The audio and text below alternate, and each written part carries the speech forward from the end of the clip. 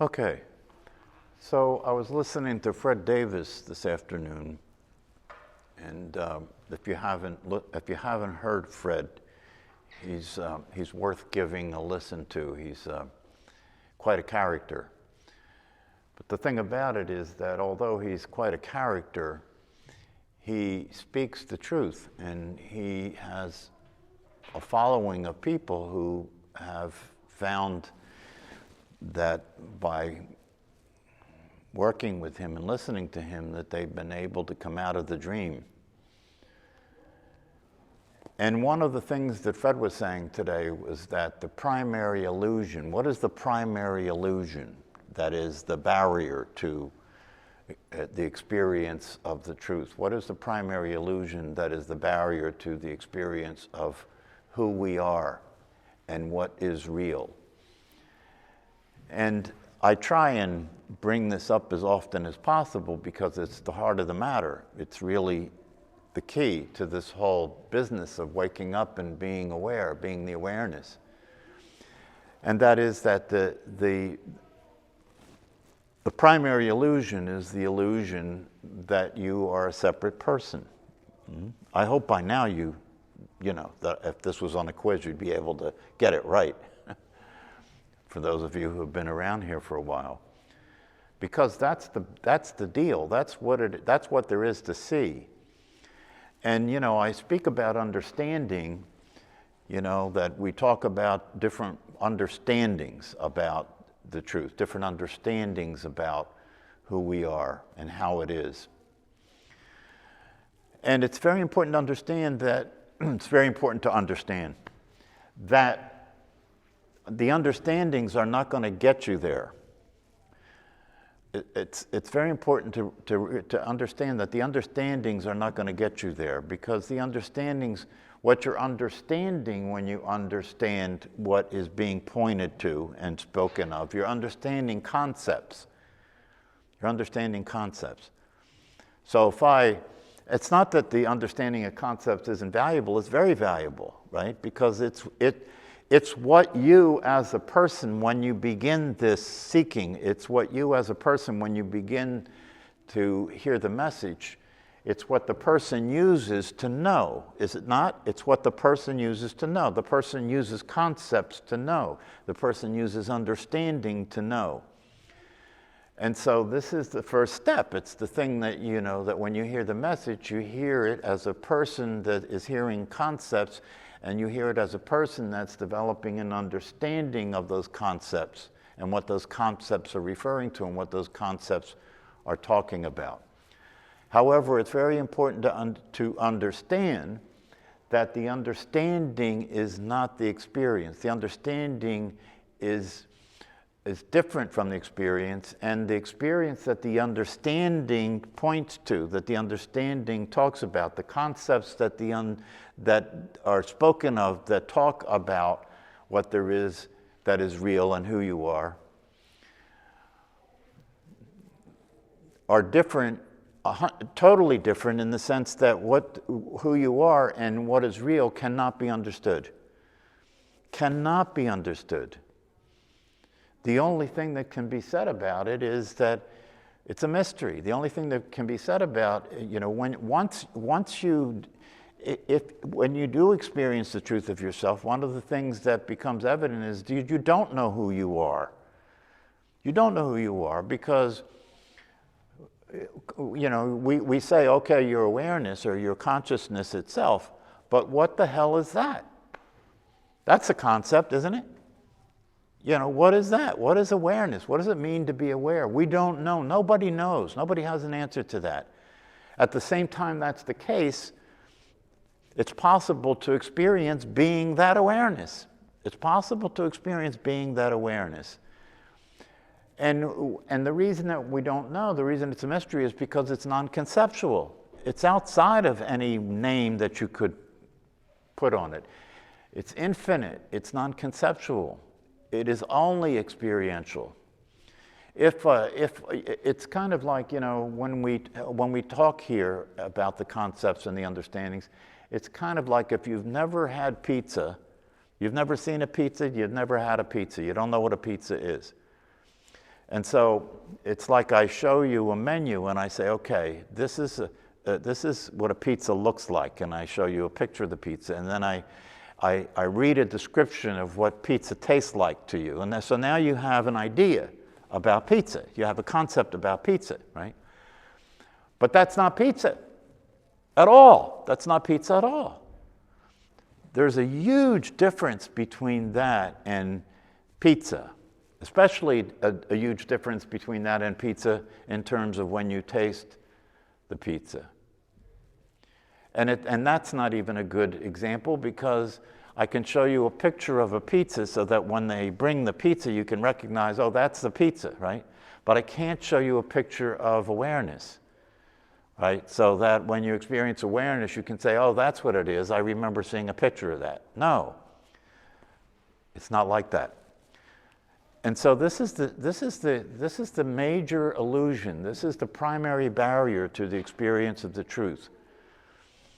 And it's the most difficult aspect of it to deal with when you're oriented as a person and you think you are separate, and you believe in the illusion. You think you are your body. You think the world is separate from you. You know, when that's been what you've been practicing for so many years, and that's what appears to be so, that's what seems to be so. Even when you have a direct experience of the reality of who you are, which is an experience that comes from seeing that this is the thing. The truth is not something, the truth of who we are and the truth of reality is not something you're going to learn the way you learned to be that you're your body, or the way you learned that you were a personality, right? This is the way the personality will deal with this. It'll say, oh, I get it. I understand it. I get the concept. Now I'm going to learn not to be me. I learned to be me. Now I'm going to learn not to be me. No, that's not going to work, right? Because what you learned was something that wasn't true. What you learned was something that you took on as a pretense. It's a pretense. You took it on as a pretense. You didn't know it was a pretense, but if you look up the word pretense, it means acting as if something's true that's not true. Isn't that's the definition of pretense. Acting as if something's true that's not true. So when we learn to be a personality and a person, and we learn that we're separate from the world, and we learn that we're separate from other people, we live in a pretense. We're pretending something, but we don't know we're pretending something. And so when you learn about this, it's not like, okay, I'll pretend something different than I was pretending. I'll learn that I am not who I thought I was, so now I'll be a spiritual person instead of just being a person. Or no, I'll be the awareness. I'll be the awareness. That's what I'll do. I'll learn that I'm the awareness. I learned that I was a person. That was a mistake. And now I understand that I made a mistake, and now I'll be the awareness. I'll learn to be awareness. How will I learn to be awareness? Well, I'll figure out how awareness behaves, and I'll behave like awareness behaves, right? Well, I heard that awareness has unconditional love, so I'll practice being unconditional loving, and then I'll be the awareness. You see, that's not it, because the difference is this isn't something you can learn. It's not academic. It's not something you can learn. It's actually the truth. It's actually real. It's actually what is happening, and that's different. You don't learn that, right? All you do is see it. All you do is experience it. And so in order to do that, you have to understand the concepts, you have to understand what's being pointed at, but then you have to look. You have to look. And how you look to see the truth is you look and see what's not true. Right? When you look and see what's not true, you really have to look and see, can I find this person? Can I find this personality? Right? Where is it? Right? Well, it's not a thing. It's not, a personality is not a thing any more than awareness is a thing, right? Both of them are concepts. The difference is the concept of awareness points to something that is real. The concept of a personality points to something that is not real. So it has to register for you that that what you're seeing is an illusion, that time is an illusion, that space is an illusion. But more than anything that is an illusion is the idea that you continue to pretend that you're a person and that you're separate from the world and you're separate from other people. And this has to be something that you look and see to be true. It's actual. It is actually the case. It's something that you have to look and see to be true. And then when you look and see it to be true, you still will have the thought process running and the thought process generating the illusion of being a person. So that, I often say when people speak in the class, and you'll hear this when people speak anywhere in these meetings about the truth. When people speak, they're speaking from a non-dual orientation. They're speaking from a personal orientation. And this is what makes it so difficult to communicate about this, right? Because we can't say anything that is true. So now we have to use a dual way of communicating about something that's non-dual. And we can't communicate about it any other way, right? So we're constantly entering into these interactions in which confusion gets produced, right? It's confusing. It's confusing to talk about it. We're sitting here, and as we sit here, whether you're here in person or whether you look at this video later, you're sitting here and you're unaware that the illusion is being generated. It's happening all the time. So you're sitting there looking at me thinking, well, that David is up there and I'm here and I'm listening to him. I'm over here, he's over there. Right? That's automatically running, right? If I point it out and I say to you, that's an illusion, it's possible for you to look and see that it is an illusion, then you might look and you might see that an illusion. You might notice that your visual field, for example, can be seen to be flat. Your visual field can be seen to be flat. Your visual field can be seen to be non-dual, that everything, all there is one thing happening. There's not two things happening. That's possible to recognize if you look to see it that way, right? Because it is that way. It's possible to recognize that. But in the normal course of events, you're not looking to recognize that. In the normal course of events, your brain and your mind is generating the illusion, right? So you sit there listening to me over here and you're over there, right? So that's not something that's going to change with, quickly. That's not something that's going to stop happening just because you understand the concepts about this. It's something that you have to take on. This is the thing. It's something that you have to take on beyond the understanding and beyond the concepts and beyond what's being pointed to. You have to take it on like looking to see it constantly, looking to see it constantly.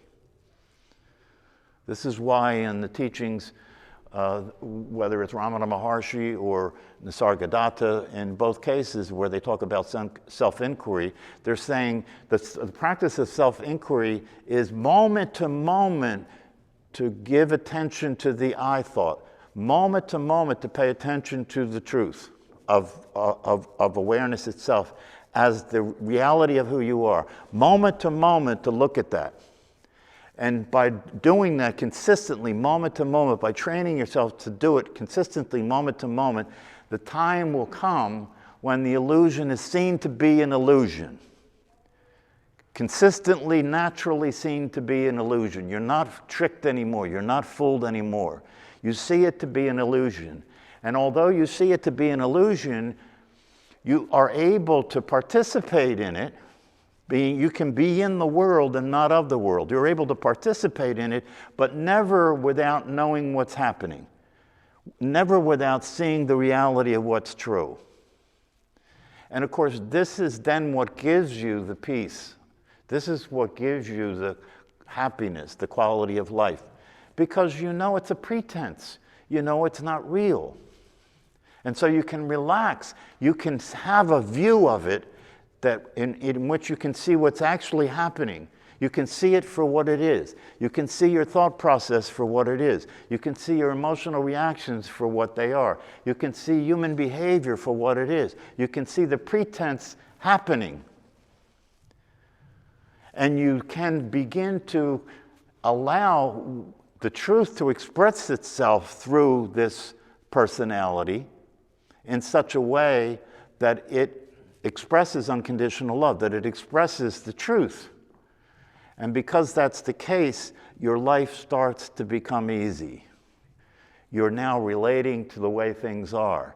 You're now flowing with the reality that actually exists. So there's no conflict. There's no resistance. There's nothing to resist.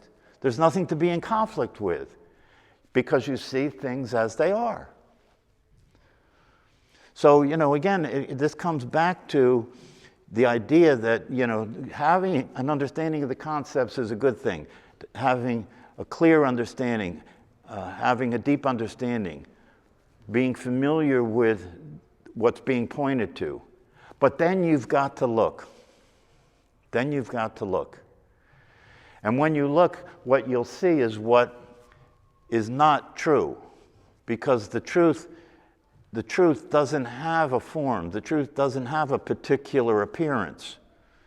So you'll see who you're not. And when you see who you're not, you're seeing the illusion. And if you see the illusion, you're aware of the truth. Does that make any sense? If you see the illusion, you're aware of the truth. If you see who you're not and you're still here, if you see who you're not and you're still here, then you've seen the illusion and you're aware of the truth because you're still here and you're seeing that that's not real. You see how both things happen at the same time? If somebody has amnesia and they have no memory of who they are because who they are is a memory, but they're still here. So now the illusion is no longer present, but the awareness remains. And then you have the experience of the truth, and part of the truth is that there is an illusion that we're sharing here, right? But the illusion is no longer reality itself. It's no longer dominating the experience we're having because we see it for what it is. We see what's unreal to be unreal. You start to speak and use language, you already go into the misunderstanding. Like, it's not, when you say your awareness, right? Whose awareness? You see, as soon as you say your awareness, as soon as you say your body, whose body? Whose body? Who has a body? At one point, I actually started to watch these illusionists, right? There's a lot of good ones around these days, right? That they do pretty incredible things, right? Or they appear to do pretty incredible things. But you see, when you know the truth, when it's clear to you the way things are, the reason they're called illusionists is because they appear to be doing something that they're not doing. They're experts at knowing how your brain is going to. Yeah, they're experts at knowing that you pay attention to what appears to be true, and you believe that it is. And so they do something. Now, this is an interesting thing to consider. They do something that can't possibly be happening, right? A good illusionist will do something that can't possibly be happening. And what do the people there say? How did you do that? How did you do that? They say, how did you do that? Because they immediately believe what they see, even though it can't possibly be true. The thing about it is when you look at these illusions, it's fun to watch, right? It's fun to watch because you know it's not really happening. And because you know it's not really happening, it's easy to see how they're doing it. Easy to see how they're doing it.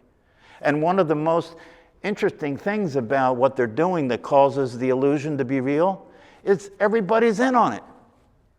The people around some of these things that are being surprised and, they take your phone like, I take your phone and make it disappear or something, right? Right? But you have a fake phone. You're in on this with me. So the people that are seeing it, they assume a lot. They're assuming a lot. This is what you're doing all the time. This is what you're doing all the time. You're buying the illusion of reality that's being presented to you all the time, the same way people look at these illusionists and say, how did you do that? And believe that they actually are doing something that they're not doing. That a lot of demonstrations that are available now that show how the brain misinterprets things, like the phantom limb syndrome, you know. There's a lot of examples of that, right? But even with those examples, people don't get the message. When you see it for what it is, right? And I've seen this happen for people. I've watched people actually wake up and see it. When you see it for what it is, you will say, how did I miss this? Because there is nothing more obvious than the truth. There's nothing more obvious than the truth. So when you see it, it's like, how did I miss this? This is so obvious. Not only is it obvious, but it's always been this way. Nothing changed. It's always been this way. All right, so I hope I made a little bit of a dent in this whole idea of what the illusion is all about.